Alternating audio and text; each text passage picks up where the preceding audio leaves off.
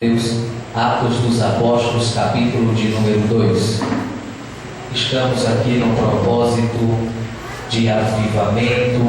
Eu acredito que Deus vai animar a tua vida, mas eu já estou animado. Ele vai continuar te animando para a glória de Deus. Quantos encontraram, digam amém?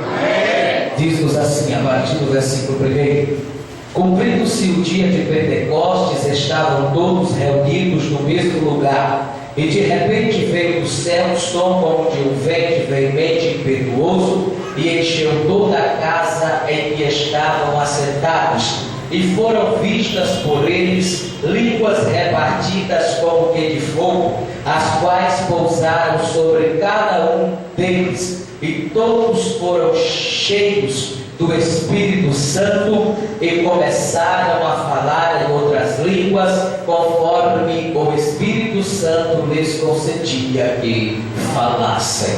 Amém, irmãos? Amém. Podeis tomar o vosso assento. Antes de entrarmos no texto bíblico, quero glorificar o Senhor nesta oportunidade tão louvável pela vida do pastor Ferreira. Muito obrigado, este companheiro e amigo que temos confiado o altar da sua igreja para estarmos aqui falando a palavra de Deus. Também a pastora Celina, muito obrigado, prazer em revê-los uma vez mais. E também não posso deixar de agradecer ao meu amigo e companheiro e irmão Lúcia Hermos, sua esposa, irmã Flávia, que Deus continue vos abençoando, e toda esta equipe que veio com ele, que Deus continue vos abençoando, e também a minha esposa que aqui está, nossa irmã Kelly. Meus amados irmãos, eu quero vos justificar a minha tardia chegada a esta casa de oração, porque não éramos nem para estarmos aqui hoje, né? Mas graças a Deus eu passei direto, irmão, e sabe Jesus para onde é que eu ia, né? Então não era nem para que talvez Jesus tivesse outra coisa, mas o me achou primeiro, não é verdade? Graças a Deus, e nós conseguimos chegar a esta casa de oração, chegamos tarde, mas chegamos, graças a Deus, né? Porque eu acredito que Deus tem uma palavra para o meu e o teu coração. Quantos acreditam assim, digam amém? Meus amados irmãos, estamos aqui neste propósito de avivamento. Ouvi a tua palavra e temi. Aviva, Senhor, a tua obra.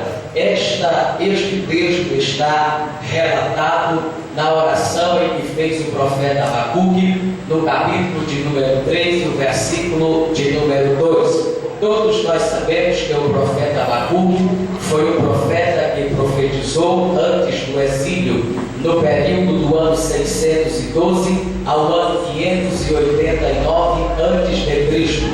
O profeta Abacuque foi um profeta que está entre a coletânea dos 12 profetas menores, aonde ele vai profetizar a respeito de algumas indagações. Abacuque, o ministério de Abacuque foi mais ou menos assim. É igual muitos crentes, muitas pessoas nos dias de hoje, quando ele vê a coisa para acontecer, ele fica perguntando: meu Deus, por que isso? Meu Deus, por que aquilo? E quando nós lemos o capítulo 1 e capítulo 2, nós vamos ver que o capítulo 1 são as indagações do profeta Abacuque. Ele fica perguntando: ah, Senhor, mas por que o Senhor vai usar uma nação como a Babilônia, mais ímpia do que o povo judeu, para poder nos castigar? E ele vai fazendo as suas indagações. É tanto que quando começa o livro, no capítulo 1, o texto profético começa dizendo o peso que viu o quê? O profeta Abacuque. Então perceba que era algo que para ele parecia ser algo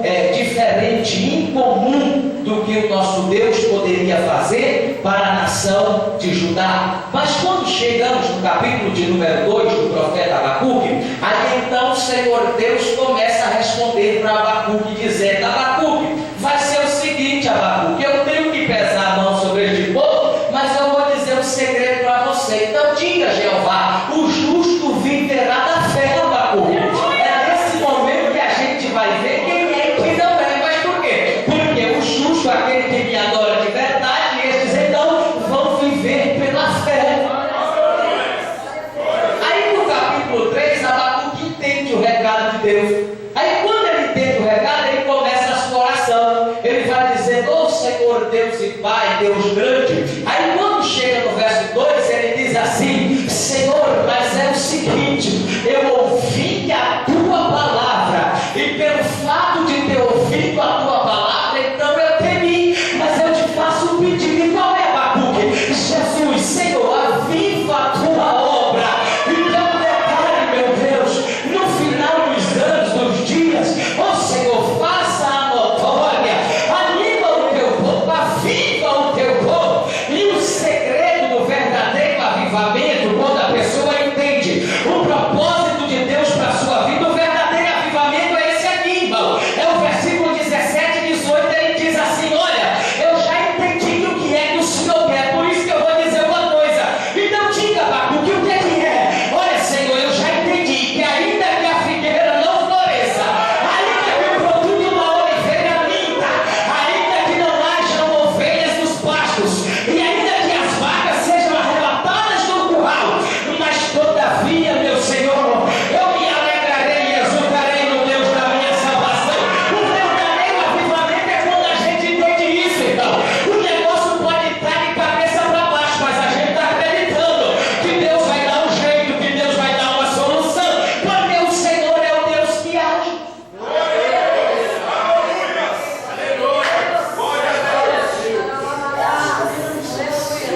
Mas a palavra avivar na raiz hebraica do original, ela quer dizer duas coisas: animar e renovar. Em outras traduções, voltar a ter ânimo ou voltar a ter forças. É isto que Abacuque estava querendo dizer. Deus, lá naquele tempo em que o povo vai passar por este período deste cativeiro de 70 anos, profetizado lá por Jeremias, no capítulo 18, capítulo 19, capítulo 21, capítulo 26, capítulo 27, capítulo 29, então eu te peço que o Senhor faça com que este povo se anime, com que este povo volte animado para glorificar o teu nome. Entremos no texto de Atos. Amados irmãos, quando o doutor Lucas ele escreve este texto, porque todos nós sabemos que em Lucas capítulo 1, a partir do versículo de número 4, Lucas diz assim, ó: eu fiz uma pesquisa minuciosa de tudo que Jesus começou a fazer e procurei pôr em ordem todos os acontecimentos que Jesus fez. Este foi o primeiro tratado dedicado a Teófilo. O segundo tratado, no capítulo 1 de Atos, verso 1, ele vai dizer uma vez mais: olha, o primeiro tratado eu disse daquilo que Jesus começou a fazer e coloquei em ordem todas as coisas. Mas neste segundo tratado, eu vou narrar o que é que aconteceu no período em que Jesus foi recebido aos céus e deixou a missão aos seus apóstolos. É por isso que o livro recebe este nome, Atos dos Apóstolos, porque é uma continuação do ministério cristocêntrico, mas através dos discípulos que Jesus chamou. Meus amados irmãos, todos nós sabemos que o povo judeu era um povo muito comemorativo. É bem verdade que quando nós olhamos no calendário hebreu, nós vamos encontrar 12 dias em que eles separaram para festejar. Existiam 7 festas comemoradas entre o povo hebreu, mas eu vou citar nesta noite as 4 festas principais. Meus amados irmãos, além do dia de sábado, que era o dia separado do Senhor, que era o dia em que eles faziam expiação por si próprio, nós vamos entender quando nós lemos aqui Atos 2, cumprindo-se o dia de Pentecostes. O dia de Pentecostes, irmão, era a 4ª festa da sequência comemorada pelos hebreus, ou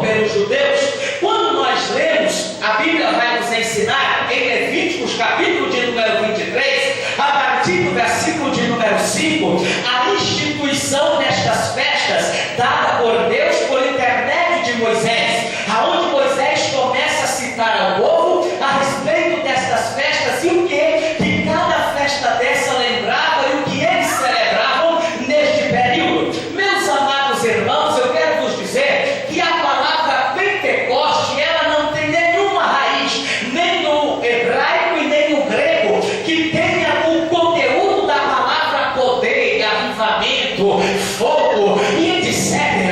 A palavra Pentecoste não está vinculada com nenhuma destas palavras. Quando a gente ouve a palavra Pentecostes, tem gente que já imagina: opa, essa palavra Pentecoste fala de poder, fala de fogo, fala de unção, de glória. Mas a verdade é que esta palavra Pentecoste, ela não tem nenhum vínculo com estas palavras. Porque a palavra Pentecostes, no original, ela significa 50º dia, ou seja, dia 50. É isto que significa a palavra Pentecoste. Ela significa 50º dia. Você vai entender por que é que esta palavra significa 50º. Porque todos nós sabemos que a primeira festa comemorada pelos hebreus acontece ali em Êxodo capítulo de número 12, é relatada em Levíticos capítulo de número 23 e versículo de número 5, que é a festa da Páscoa. A festa da Páscoa instituída por eles através do intermédio de Moisés. Vamos entender a celebração que o povo celebrava, a libertação do Egito. Foi por isso que foi instituída essa festa chamada Páscoa. A festa da Páscoa, toda vez que se comemorava a Páscoa, eles se lembravam da libertação do Egito, do período em que eles viveram exilados e o Senhor os tirou da escravidão. Esta festa, ela durava apenas um dia, não era 7 dias. A festa da Páscoa, conforme nos diz Levíticos capítulo 23 e versículo de número 5, esta festa, ela só demorava um dia. A segunda festa que vinha na sequência dessa festa era a festa dos pães ázimos. Ela começa a ser relatada no capítulo 23, do verso 6 a 8. A festa de pães ázimos, ela se estendia por cerca de 7 dias. Nesta festa de pães ázimos, eles celebravam o período em que eles estavam vivendo uma vida nova longe do Egito. Era isto que lembrava esta festa. Todas as vezes que eles lembravam esta festa, eles estavam dizendo: Deus mudou a nossa maneira de viver. Deus mudou a nossa maneira de viver. Então, cada vez que essa festa era celebrada, eles lembravam deste episódio. A terceira festa que vinha na sequência era a festa das primícias, relatada no capítulo 23, do versículo 9 ao versículo de número 14. A festa das primícias, meus amados irmãos, era o período em que eles iriam tirar as primeiras colheitas, era o período em que eles iriam oferecer os seus primórdios. Esta festa, meus amados irmãos, elas também durava um dia. A festa de pães ázimos durava 7 dias, mas a festa das primícias, ela durava apenas um dia. Era este período que eles iriam oferecer o que tinham de melhor para agradecer a Deus pela colheita que seria agradecida 50 dias depois da Páscoa. E essa parte eu vou falar bem devagar para você entender. Desde a primeira festa, a festa da Páscoa, até a festa de Pentecostes, passava-se 50 dias. Está entendendo? Da Páscoa para a festa de Pentecostes, a quarta festa, demorava-se 50 dias. Mas o nome dessa festa Pentecostes aqui era chamado de festa da colheita, ou seja, a primeira colheita do trigo. Mas na verdade ela era chamada de Pentecostes também porque ela acontecia 50 dias depois da Páscoa. É por isso que ela recebe este nome, porque ela acontecia 50 dias depois da primeira festa. Mas o que marcou este nome, meus amados irmãos, não foi simplesmente a colheita deste dia. O que marcou este nome até a vinda de Cristo vai ser o que, meus amados irmãos? Foi o que aconteceu neste dia. Mas para nós entendermos o que aconteceu neste dia, é necessário que façamos um retrospecto na história. É necessário que façamos uma retrospectiva na história para a gente entender Atos dos Apóstolos, capítulo 2. Nós vamos entender, meus amados irmãos, que esse texto vai narrar a descida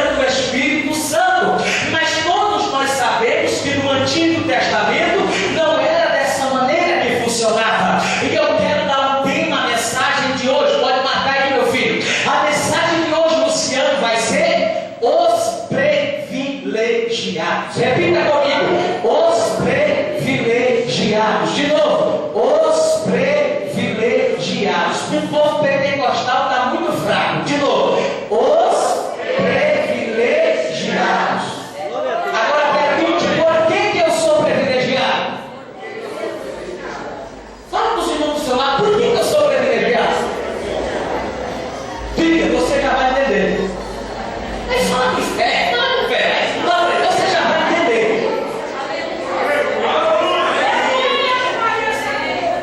Por que nós somos privilegiados?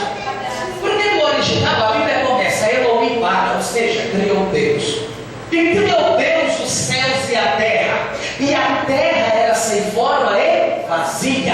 E o Espírito de Deus pairava onde? Gênesis 1 e 2. O Espírito de Deus pairava sobre a face das águas. Mas aí tem um detalhe: um dia Deus olhou para a face do abismo e viu que aquilo não era bom. Aí ele chega e tem a ideia e diz: haja luz, e houve luz. E quando Deus viu que a luz era boa, aí ele começa e vai dizendo: ó, tem um detalhe, que haja o que, Senhor? Separação entre essas águas aqui. E o que mais? E a parte seca que está submersa, que ela suba para cima. E criou Deus então a parte seca. E depois que Deus cria a parte seca e Deus faz a separação das águas, o Espírito de Deus estava pairando aonde?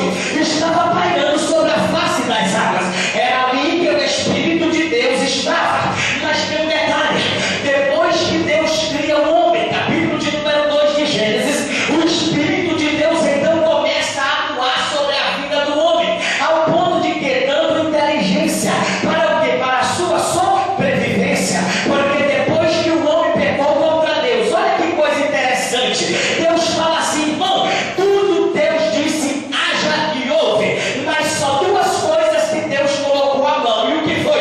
A primeira coisa que Deus colocou a mão foi exatamente na criação do homem. Deus modelou o homem com a sua própria mão. A segunda coisa que Deus colocou a mão foi para plantar um jardim para o homem viver. E neste jardim Deus plantou duas árvores: a árvore do conhecimento da ciência do bem e do mal e a árvore da vida. Deus só proibiu o homem de comer da árvore da ciência do bem e do mal, mas a árvore da vida Deus não proibiu. Mas o homem preferiu comer da árvore da ciência do bem e do mal do que viver eternamente.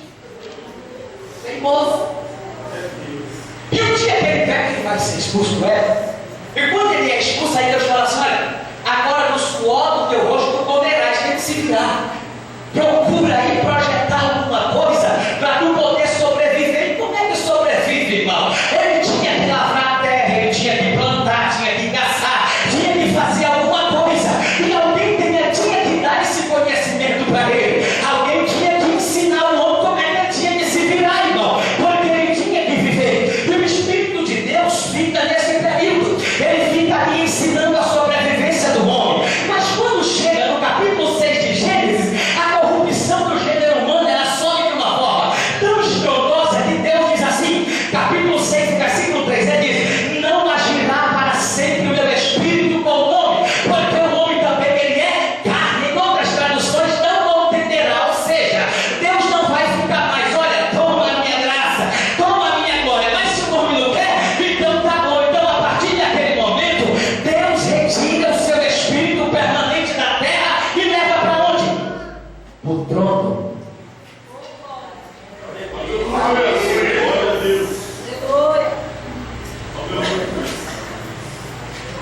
E os teólogos ficam fazendo uma confusão em cima desse negócio.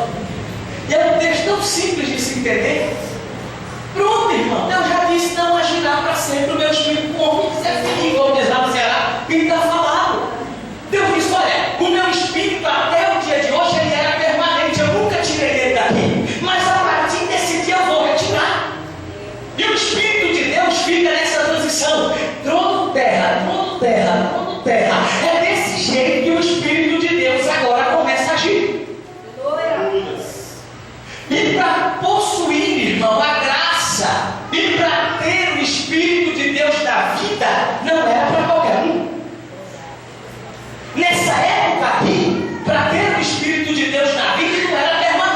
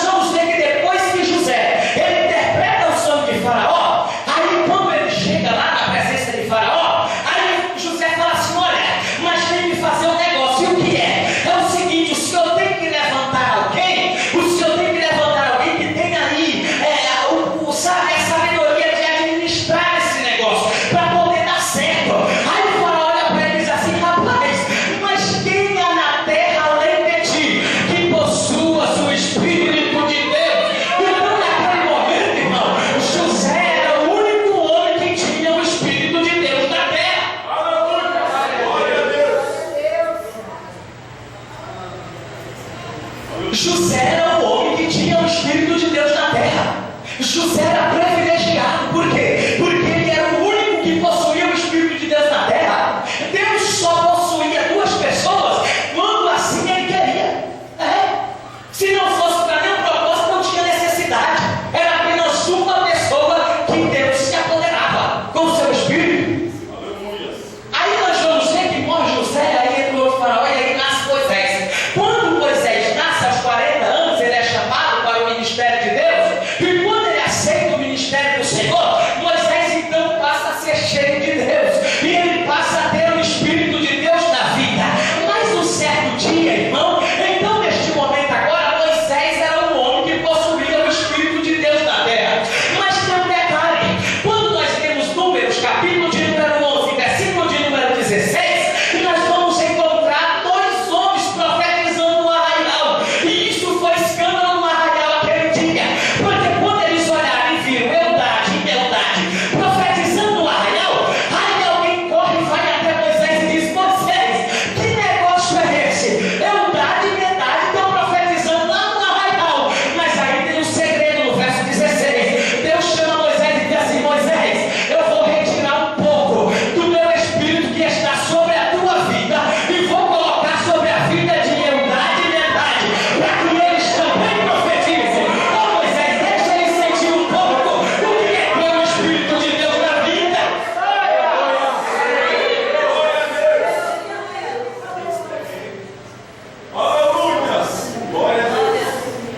Perceba que para o Espírito de Deus se apoderar de Eldade e Bildade, primeiramente Deus teve que retirar ele de quem? De Moisés.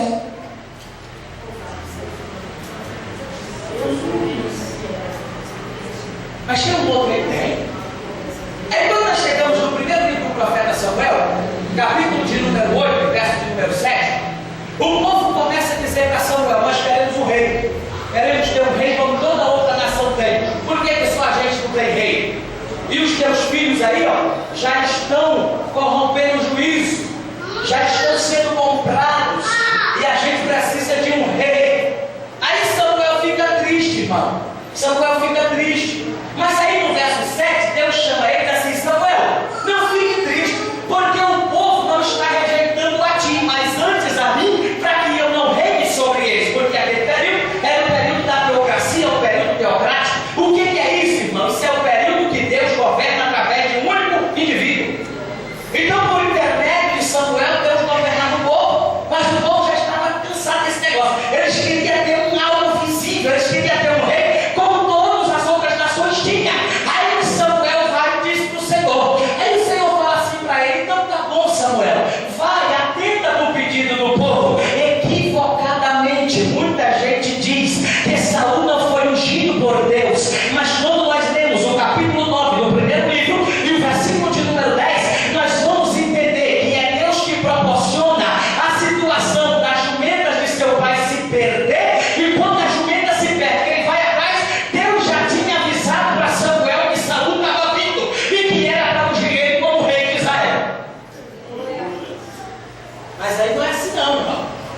Quando ele chega lá, aí Samuel diz assim: rapaz, vamos fazer o seguinte, diga o que é. Tem um rancho de profeta lá em cima, você tem que subir até lá. E se o Espírito de Deus te possuir e tu profetizar com eles, aí então esse negócio está cumprido. A Bíblia diz, capítulo 10, verso 10 do primeiro livro do profeta Samuel. Aí lá vai Saul vai subindo. Quando ele chega lá no rancho, irmão, o Espírito de Deus se apodera de Saul. E Saul começa a profetizar. E começa a profetizar. Daquele dia em diante, ele recebe a unção como rei de Israel. Aleluia. Aleluia. Lembra que eu disse no início que o Espírito de Deus, quando não encontrava alguém para Betleém, voltava para onde? Do trono. Ou se ele encontrasse alguém, nem lá ele ia. De lá mesmo ele já saía e ficava por ali mesmo. Quer ver como é verdade? Aí passa o capítulo 10, capítulo 11, capítulo 12, capítulo 13, capítulo 14, capítulo 15. Saul começa a fazer a sua própria vontade e deixa a vontade de Deus de canto. Aí quando chegamos no capítulo 16, Deus chama Samuel e diz assim: Samuel, e enche o teu vaso de azeite e vem. Para onde? Venha, porque eu vou te mostrar para onde é que tu vai. Tu vai numa cidade chamada Belém de Judá. Lá nessa cidade eu já tenho me provido de um rei. E quando tu chega lá, tu vai na casa de Jessé o belemita. É lá que está o rei. Abra um parênteses para mim te dizer uma coisa muito forte. Tem gente que diz assim, irmão, será que Deus sabe da minha vida? Será que Deus sabe da minha situação? Irmão, Deus conhece a tua casa, Deus conhece a tua cidade, Deus conhece a tua rua, Deus sabe tudo da tua vida, irmão. Deus sabe onde é que tu mora. Me prova na Bíblia que Ele conhece a minha rua. Prova. Quando nós lemos Atos capítulo 9, versículo 15, Deus vai até um profeta chamado, um discípulo chamado Ananias. Chega até ele e fala assim: Ananias, vai lá na rua. Que rua, Jeová? A rua chamada direita. Ei, Deus conhece a rua onde você mora. Deus sabe a rua onde você mora. Mas eu moro numa ruazinha tão simples, numa casinha tão simples. Será que Deus sabe onde é essa casinha? Deus também conhece essa casinha. Ele fala assim: vai na rua chamada direita. Tem uma casinha. De quem, Jesus? De Judas. Vá lá, que é lá que Saulo está. Então Deus conhece a tua casinha, Deus conhece a tua rua, e Ele sabe até quem tem na tua casa. Já volto na mensagem. Deus é provedor. Eu me recordo que eu frequentava sempre a Pastora Serina, aqueles círculos de oração que acontecia pelas tardes, e eu sempre ia ali frequentar aquele círculo de oração. Quando foi um dia, meus amados irmãos, assim, verão nessas épocas, mas a chuva vinha um pouco mais cedo. A gente estava indo para o círculo de oração, e naquele dia a chuva pegou-me pelo caminho, e de repente, irmão, naquela época, eu só tinha um sapato, estava começando na fé, eu só tinha um sapato e um teto. Lá no Colônia, eu era conhecido como o menino do terno cinza, porque eu só tinha aquele, e aquele sapatinho marrom furado. Mas eu me lembro que naquele dia, eu dobrei os meus joelhos, tirei a minha meia, torci no banheiro, olhei para cima e disse: Jesus, eu não aguento mais esse sapato, me dê um outro sapato, eu te peço, meu Senhor. E naquele dia eu fui embora. Isso era uma sexta-feira. Quando foi no sábado à tarde, lá vinha uma irmã que eu sempre havia no círculo de oração. Ela vinha descendo à tarde com uma sacola, e eu disse para ela: como é que a senhora me achou nesse fim de mundo? Ela olhou para mim e disse: Jesus conhece a tua rua, Jesus conhece a tua casa, Ele sabe o bairro onde você mora. Deixa eu ver quem acredita nesse negócio. Quem acredita nesse negócio? Cadê os crentes que ainda acreditam nesse mistério? Cadê os crentes que ainda acreditam no Deus provedor?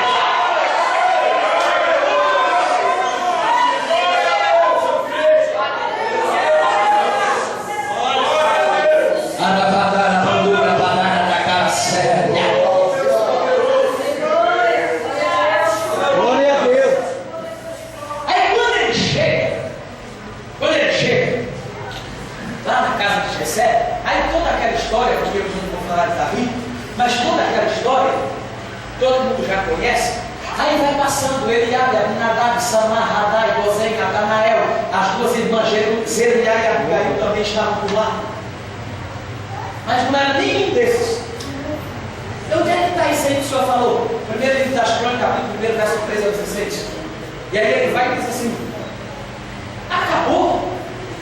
Deus não erra e nem se engana. Glória a Deus. Aleluia. Ele vai na casa certa, no lugar certo, no dia certo, na hora certa. Deus, irmão, eu posso, por exemplo, eu errei no caminho para cá, eu posso errar, mas Jesus não erra.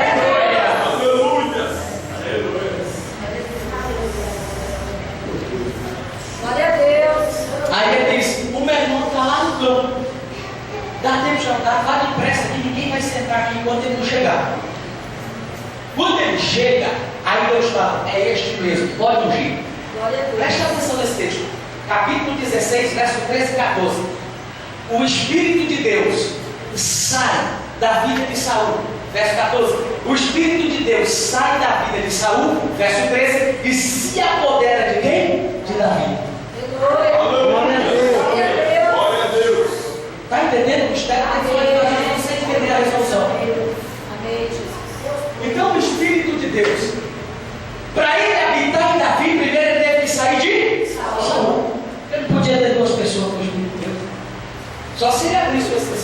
escravo.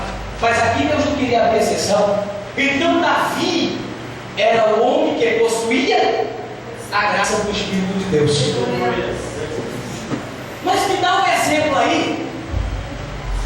Como era que era ter esse negócio de possuir o Espírito? Irmão, ter o Espírito de Deus na vida dessa época era algo tão privilegiante, tão maravilhoso. Um dia eu vi um cidadão dizendo: o que é que mudou na vida de Davi depois que o Espírito de Deus se apoderou dele? Ô irmão, é só ler o texto. Nós vamos entender que depois que o Espírito de Deus se apoderou de Davi, o que é que aconteceu? Eu vejo tanta gente, irmão, eu vejo tanta gente.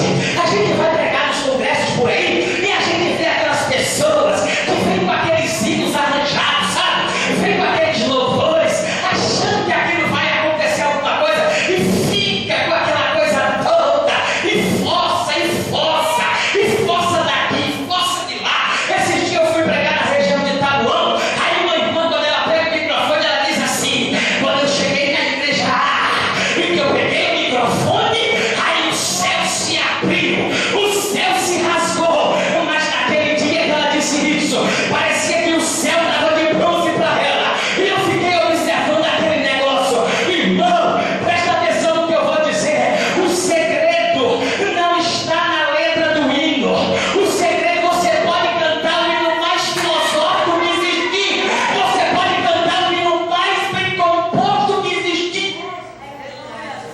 O segredo não está na letra do hino, e está em quem? E quem está adorando.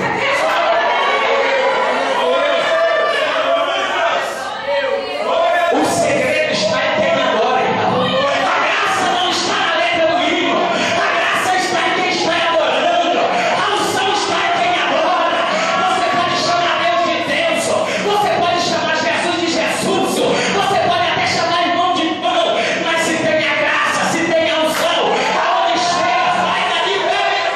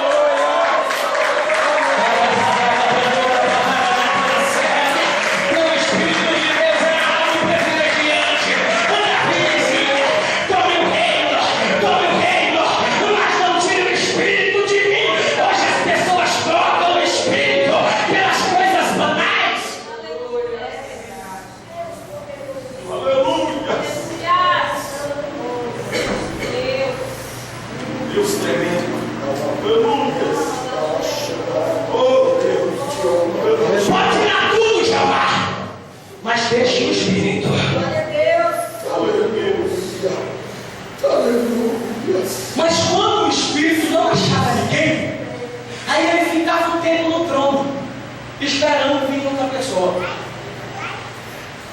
Quando Davi morre, entra Salomão, sim ou não? Sim. Quando Salomão morre, ou melhor, antes dele morrer, ele corrompe a sua integridade diante de Deus. As mulheres, Edéias, Jebuséias, filhas, tem um monte de mulheres, elas contaminam a integridade de Salomão. Primeiro livro dos Reis, capítulo de número 11, é isso que está escrito lá. E aí, quando eles contaminam, vem o profeta Aías, o silonita, com uma profecia para Salomão, capítulo de número 12, e diz assim: olha, por amor ao teu pai Davi, enquanto tu viver, Deus não dividirá o teu reino, mas após a tua morte, Deus romperá o teu reino em dois.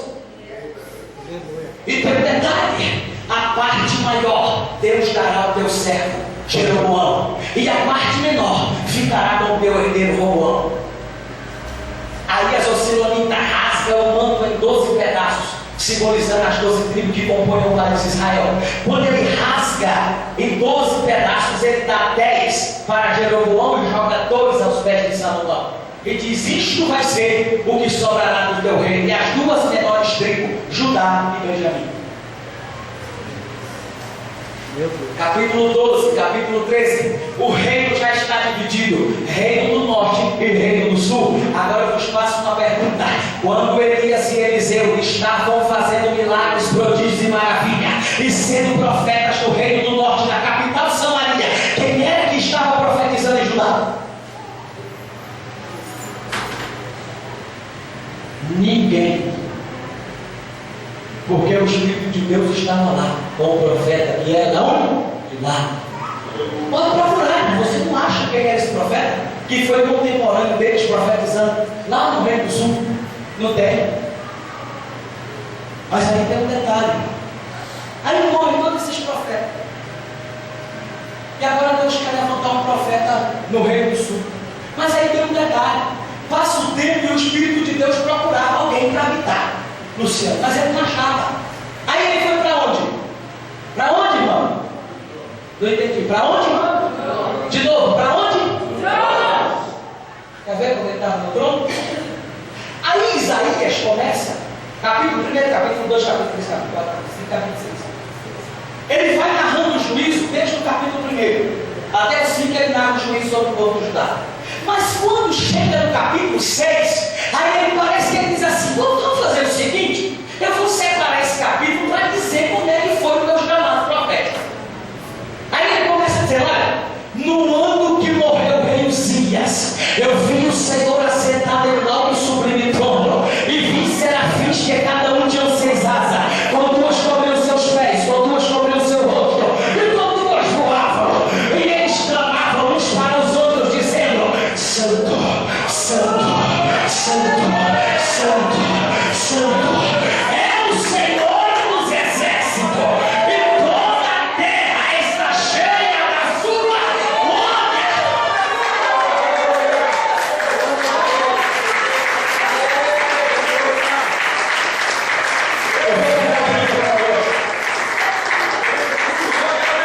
Irmão, presta atenção nesse mistério.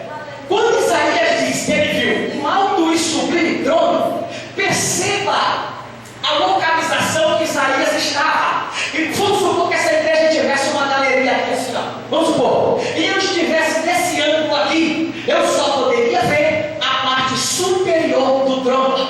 Foi o que Isaías viu. É por isso que ele vai dizer: eu vi um alto e sublime trono. Ele vai dizer que o trono era alto. A palavra sublime quer dizer algo extraordinário. Eu quero dizer que Deus te mostra algo que ninguém mais pode te mostrar. É o que Deus mostra para Isaías. E ele vai dizer que eu vi que esse trono era alto. E tem um detalhe, rapaz: a única coisa que eu vi lá foi os serafins, porque eles estavam na parte superior de quem? Do trono. E por que eles clamavam 3 vezes? É porque Isaías está narrando como é que foi o seu chamado profético. Isaías não é profeta ali. Ele só passa a ser profeta depois que Deus purifica os seus lábios e Deus diz: a quem enviarei? E quem hei de enviar? Aí Isaías vai dizer: envia-me a mim. É naquele momento. Mas na visão ele ainda não é profeta.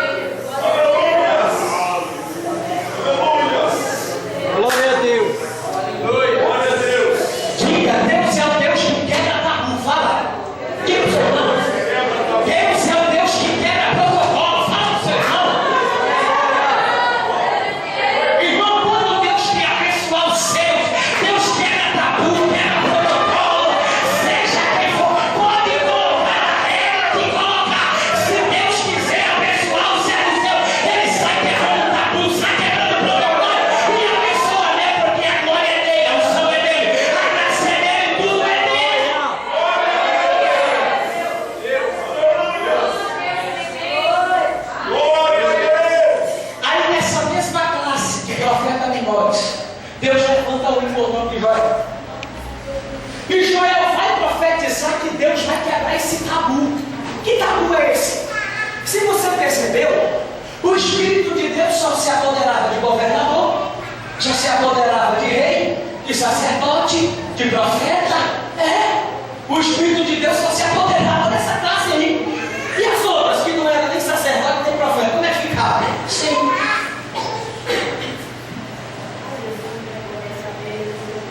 Mas aí Joel vem e vai profetizar que Deus vai quebrar esse tabu. Aí capítulo 2, verso 28. Ele profetiza naquele dia. Naquele dia. Me diga, nesse dia que nós lemos.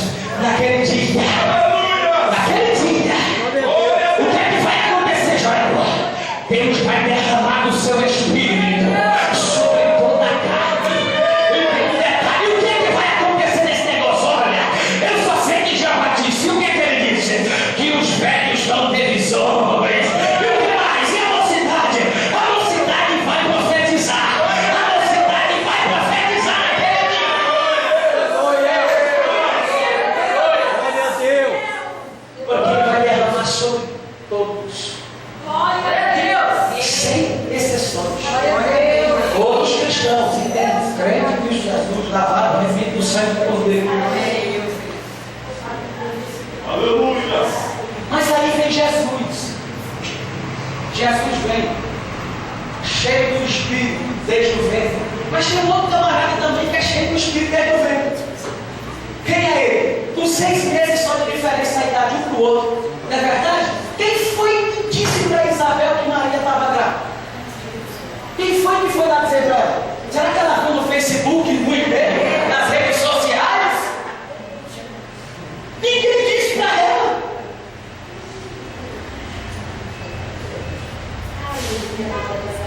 O anjo disse para Maria, mas para ela. Pastor Maria, pisa na porta. Aí o João ainda, podemos dizer que ele era um feto? Podemos, né? 6 meses? Ou já tivesse todo formado, mas alguns órgãos internos ainda para se formar? Mas já conhecia o Salvador. Porque quando ela põe o pé na porta, quem é cheio é assim, mano. Quem é cheio é desse jeito. Falou o nome de Jesus, ele está doido. Quem é cheio é desse jeito. Glória a Deus! Quando ela pisa na porta, o menino já dá um salto. Opa, chegou. E Jesus era apenas um saco gestacional no ventre de Maria. Mas quando ela pisa na porta, bendito é o fruto do teu ventre. Porque ele que está no meu já entendeu quem é que chegou.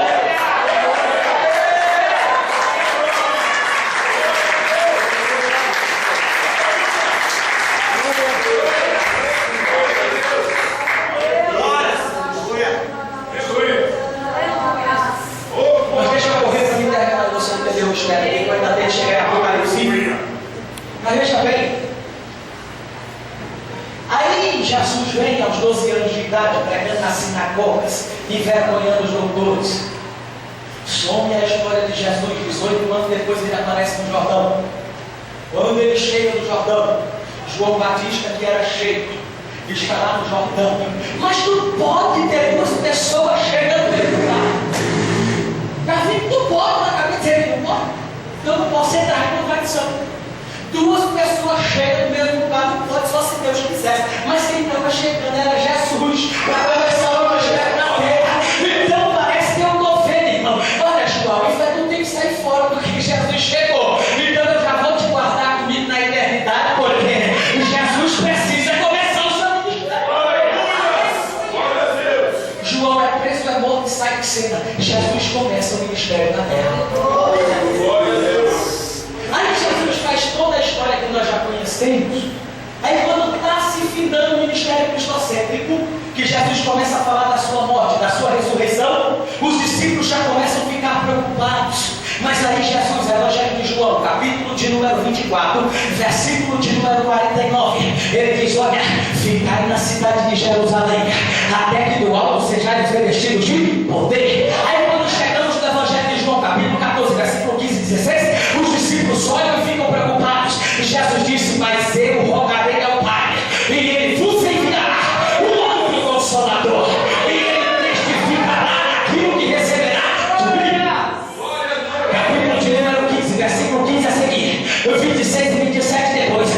Jesus começa a dizer o seguinte: se fizerdes os meus mandamentos, e se andares conforme vos ensinei, eu rogarei ao Pai, e Ele vos dará aquele que virá vos revelar toda a verdade.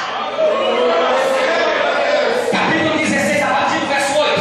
Aí ele vai e diz assim: mas quando vier o Espírito Consolador, Ele vos ensinará, e Ele convencerá do pecado, da justiça e do juízo. E aí Jesus parou. Jesus morre. Jesus morreu, irmão. Jesus morreu. Presta atenção. Depois da Páscoa, Jesus morre. Ele vai morrer nesse período. É por isso que em algumas traduções chamam o Cordeiro Pascual. Ele vai morrer neste período aqui. Quando ele morre, naquele momento que ele está na cruz e dá aquele brado: Eloi, Eloi, lama sabachthani, Deus meu, por que me desamparaste? Neste momento está se cumprindo Isaías capítulo 53. Quem deu crédito à nossa pregação, a quem se manifestou o braço santo do Senhor, porque ele foi subido como um ribeiro perante uma terra seca. Olhávamos para ele, não víamos nem parecer de formosura. Era homem digno, pela qual os homens escondiam a face dele. Mas tem um detalhe: o que é Isaías? Olha, o castigo que nos trouxe a paz estava sobre ele. E o que é mais Isaías? Ele levou sobre si as nossas dores, as nossas enfermidades, as nossas transgressões. Foi moído pelas nossas iniquidades, mas pelas suas pisaduras nós somos salvos e sarados.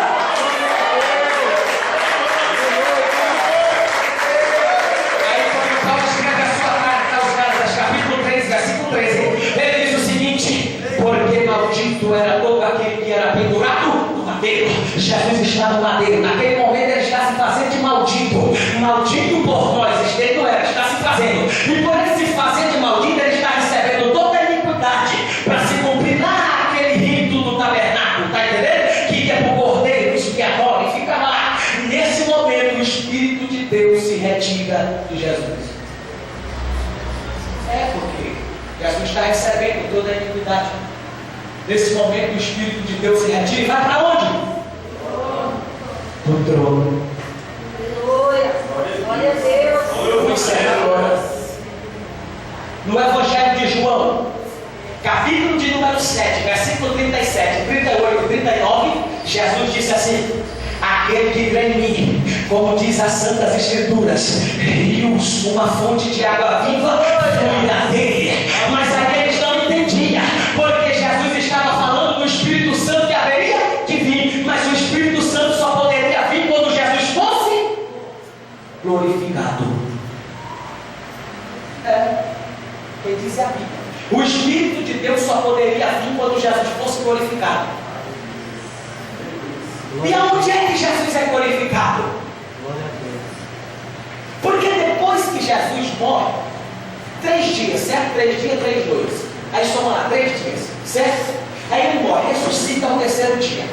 Aí o que é que acontece? Lembra que eu disse que esse nome significa 50º dia? Não é isso? Se ele morre aqui no período da Páscoa, então significa que a festa de Pentecostes só vai acontecer 50 dias depois da festa da Páscoa. Jesus morre nesse período. Está entendendo? 3 dias se passa. Só que tem um detalhe: para Jesus ser glorificado, ele tinha que ir para onde? Para onde, irmão? Para o céu. Mas Jesus não foi para o céu. Como é que ele foi glorificado se ele não foi lá? Para ele ser glorificado, ele tinha que ir no céu, porque é lá que é a glorificação dele.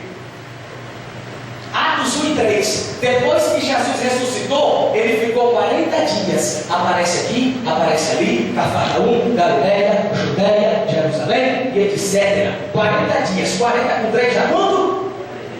43. Então nesse período Jesus não vai ao céu.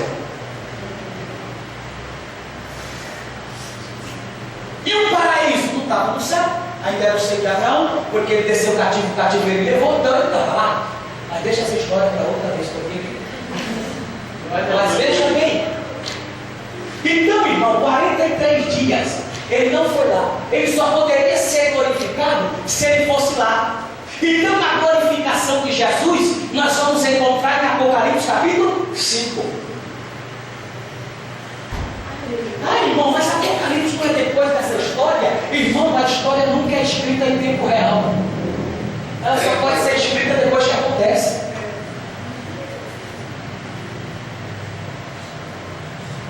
Aí parece que eu estou vendo. Para acontecer Atos 2, primeiro tem que acontecer a glorificação de Jesus.